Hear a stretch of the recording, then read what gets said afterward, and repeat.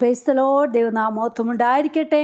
കർത്താവിൻ്റെ സന്നിധി നാം ഓരോരുത്തരും ആയിരിക്കുമ്പോൾ ഇന്നത്തെ അല്പനേരത്തെ ചിന്തയ്ക്ക് എടുത്തിരിക്കുന്ന തിരുവചനം പത്രോസ് അപ്പോസ്തലൻ എഴുതിയ 1-ാം ലേഖനം 2-ാം അധ്യായം 9-ാം വാക്യം.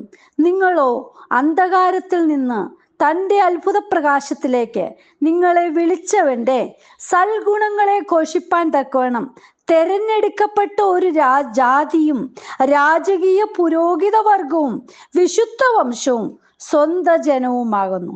പ്രിയ മക്കളെ, നോക്കൂ, കർത്താവായ യേശുക്രിസ്തു നമ്മെ അന്ധകാരത്തിൽ നിന്ന്, അതായത് ഇരുട്ടിന്റെ അവസ്ഥ, കർത്താവിനെ അറിയുന്നതിന് മുമ്പുള്ള നമ്മുടെ ജീവിതം, പാപത്തിന്റെ അടിമത്തത്തിൽ കിടന്നതിൽ നിന്നും നമ്മെ അത്ഭുത പ്രകാശത്തിലേക്ക്, വെളിച്ചം പകർന്നു കൊടുക്കുന്നവയിലേക്ക് നമ്മെ വിളിച്ചു വേർതിരിച്ച് ഇവിടെ വരെ കൊണ്ടെത്തിച്ച കർത്താവിന്റെ ആ സൽഗുണങ്ങളെ ഘോഷിപ്പാൻ നമ്മെ തെരഞ്ഞെടുത്തു. ഹല്ലേലൂയ.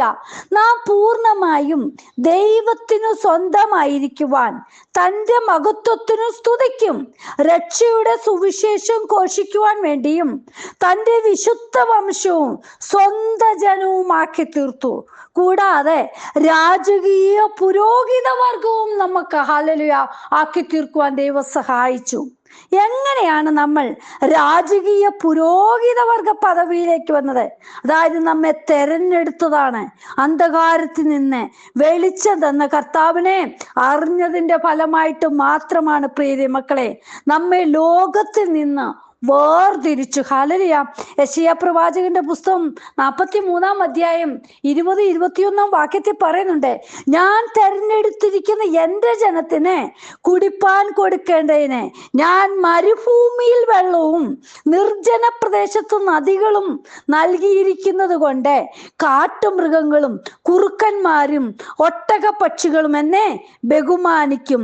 ഞാൻ എനിക്ക് വേണ്ടി നിർമ്മിച്ചിരിക്കുന്ന ജനം എൻ്റെ സ്തുതിയെ വിവരിക്കും. ഹല്ലേലൂയ. പ്രിയ മക്കളെ, നമ്മെ തെരഞ്ഞെടുത്ത അപ്പച്ചൻ നമുക്ക് വേണ്ടുന്നത്, അതായത് മരുഭൂമിയിൽ പോലും ഹല്ലേലൂയ ദൈവം നമ്മെ വഴി നടത്തുവാൻ ശക്തനാണ്. ഹല്ലേലൂയ. ഒരു നാളിൽ നാം വിലയില്ലാത്തവരായിരുന്നു. നമ്മെ തെരഞ്ഞെടുത്തതിന്റെ ഫലമായി നാം വിലയേറിയവരായി തീർന്നു. ഹല്ലേലൂയ. മത്തായി സുവിശേഷം 5-ാം അധ്യായം 13 മുതലുള്ള വാക്യത്തിൽ പറയുന്നുണ്ട്, നിങ്ങൾ ഭൂമിയുടെ ഉപ്പാകുന്നു. ഹല്ലേലൂയ. പ്രിയ മക്കളെ, ഉപ്പിനെ പറ്റി അതിന്റെ താഴോട്ടുള്ള വാക്യങ്ങളിൽ കുറേയേറെ കാര്യങ്ങൾ പറഞ്ഞിട്ടുണ്ട്. ഹല്ലേലൂയ. ഉപ്പ് എന്താണ്? അത് നമുക്ക് രുചി പരത്തി തരുന്നതാ. ഹല്ലേലൂയ. അത് രുചി പരത്തുന്നതാ. ഹല്ലേലൂയ. അത് നമ്മുടെ താഴ്ചയാണ് കാണിക്കുന്നത്.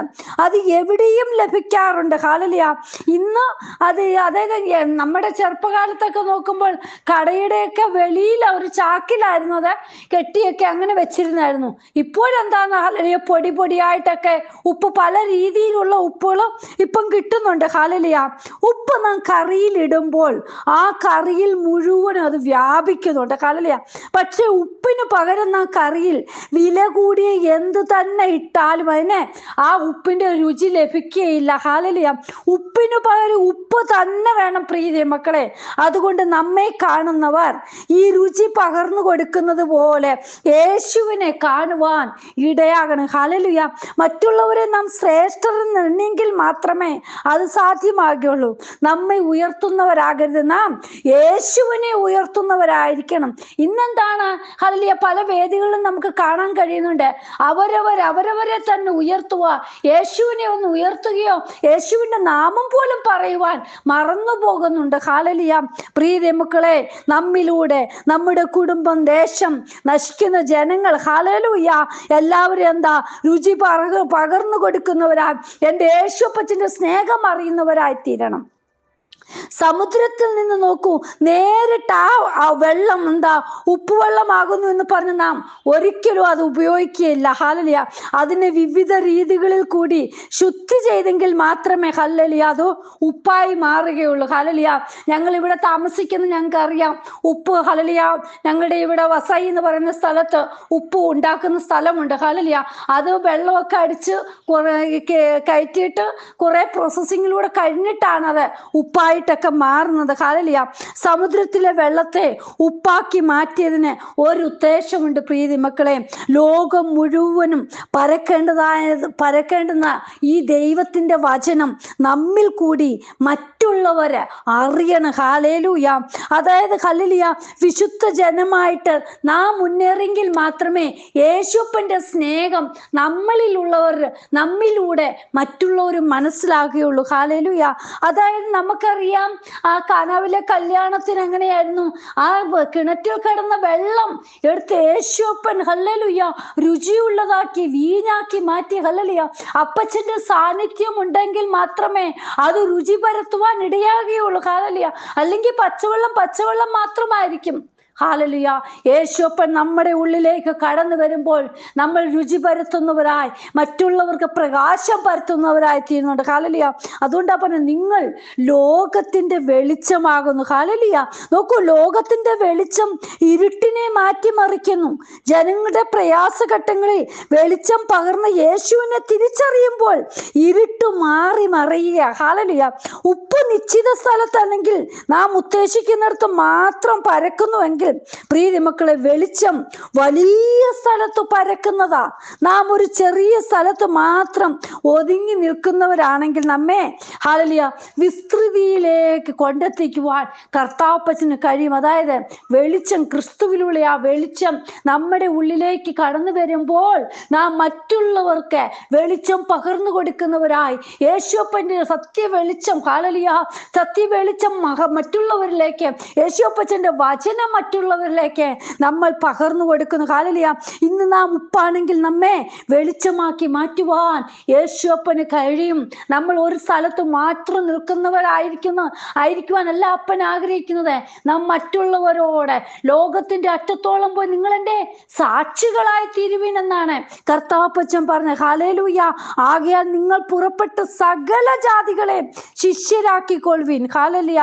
നോക്കുന്ന ലോകം മുഴുവൻ പരക്കേണ്ടവരാ, നമ്മുടെ അപ്പന്റെ വചനം പറയേണ്ടവരാണ് ഹല്ലേലൂയ. ഹല്ലേലൂയ. വിളക്ക് കത്തിച്ച് മുകളിലാ വെക്കേണ്ടത് ഹല്ലേലൂയ. വെളിച്ചം നമ്മെ ദിശ കാണിച്ച് നടത്തുന്നത് പോലെ നാം പലർക്കും ദിശ കാണിച്ചു കൊടുക്കുന്നവരായിരിക്കണം. അതായത് ഇരുട്ടൊക്കെ മാറ്റി കൊടുക്കുന്നവരായി, അവരുടെ ഹല്ലേലൂയ അവസ്ഥകൾക്കൊക്കെ ഒന്ന് മാറ്റം കൊടുക്കുന്നവരായി തീരണം ഹല്ലേലൂയ. നമ്മുടെ ഉള്ളിൽ ദൈവിക ശക്തി കർത്താവ് പകർന്നു തന്നിരിക്കുക പ്രിയ മക്കളെ. നമ്മെ തെരഞ്ഞെടുത്ത് നാം പലർക്കും വെളിച്ചം പകർന്നു കൊടുക്കുവാൻ വേണ്ടിയാ ഹല്ലേലൂയ. യേശുവിനുള്ള സ്നേഹം നമ്മളുടെ ഉള്ളിലേക്ക് വ്യാപരിക്കുമ്പോൾ നാം മറ്റുള്ളവർക്ക് വെളിച്ചമായി തീരുന്നു ഹല്ലേലൂയ. നോക്കൂ, ശക്തി പ്രാപിച്ച പത്രോസ് ഹല്ലേലൂയ അടങ്ങിയിരുന്നില്ല. അപ്പോസ്തല പ്രവൃത്തികളുടെ പുസ്തകത്തിൽ കാണാൻ കഴിയുന്നുണ്ട്.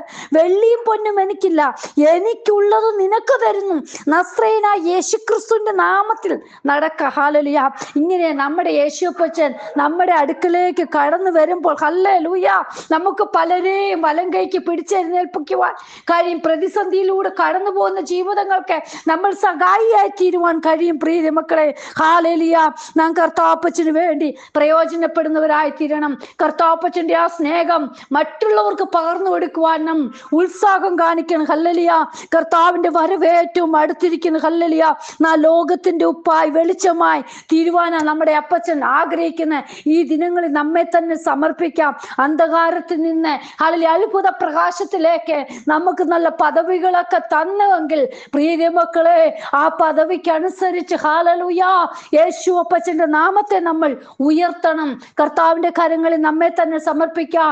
ഇന്ന് വചനം കേൾക്കുന്ന ആരെങ്കിലും ഹല്ലേലൂയ ഭാരത്തോടെ പ്രയാസത്തോടെ ഇരിക്കുന്നെങ്കിൽ വെളിച്ചം പകർന്നു തരുന്ന യേശുവിലേക്ക് നിങ്ങളൊന്ന് അടുത്തേക്ക് ചെല്ലേ. അപ്പച്ചൻ നിങ്ങൾക്ക് വേണ്ടുന്ന കാര്യങ്ങളെല്ലാം നടത്തി തരുവാൻ ശക്തനാ. ഇന്നും കർത്താവിന്റെ കരം നീട്ടിയിരിക്കുക ഹല്ലേലൂയ. നമ്മെ പിടിച്ച് ഹല്ലേലൂയ ഉയർത്തുവാൻ, നമ്മെ കൊണ്ട് എത്തിക്കേണ്ടുന്ന സ്ഥലത്ത് എത്തിക്കുവാൻ കർത്താവ് ഇന്നും ഒരുക്കത്തോടെ ഇരിക്കുന്നു. നമ്മെ തന്നെ ഒന്ന് സമർപ്പിക്കാം. കർത്താവേ, ഇന്ന് വചനം കേൾക്കുന്ന ഓരോ മക്കളുടെ ജീവിതത്തിലെ വലിയ വിടുതൽ ഉണ്ടാകുവാൻ ദൈവം ഇടയാക്കണമേ. കർത്താവിന്റെ കരങ്ങളിൽ സമർപ്പിക്കുന്നപ്പാ, യേശുപ്പച്ചന്റെ സാന്നിധ്യം ഓരോ മക്കളും അനുഭവിപ്പാൻ അപ്പ ഇടയാക്കണം. അപ്പച്ചൻ അങ്ങനെ ചെയ്യുന്നതിനായി സ്തോത്രം, യേശുവിൻ നാമത്തിൽ തന്നെ. ആമേൻ. God bless you all. പിനുവജു, മുംബൈ. ഹല്ലേലൂയ. സ്തോത്രം.